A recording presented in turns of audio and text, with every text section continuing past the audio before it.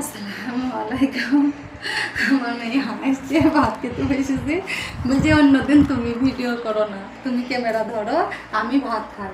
আজ তুমি ভাত খাওয়া, আমি ক্যামেরা ধরবো।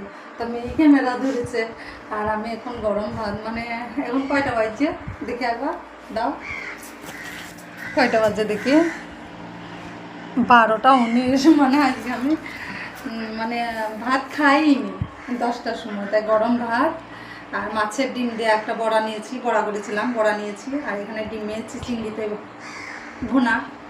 আর এখানে আমি 2 পিস পেটি নিয়েছি আর একটা মাছের ডিম নিয়েছি, ছেড়ে গেল এই যে মাছের ডিম।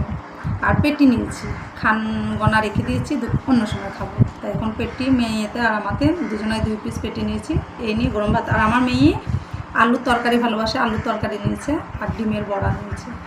ও চিংড়ি ভাজা খায় না, তার জন্য ওকে দিইনি। তো এই নিয়ে ভিডিও করলাম। কেমন লাগলো একটু বলবো। আমার মেয়ে তাকাইছে, আমি ভাত খাবো, বলছে তুমি ভাত খাও। তবে আমি একবার মুখে বলছি, হ্যাঁ, বিসমিল্লাহির রহমানির রহিম।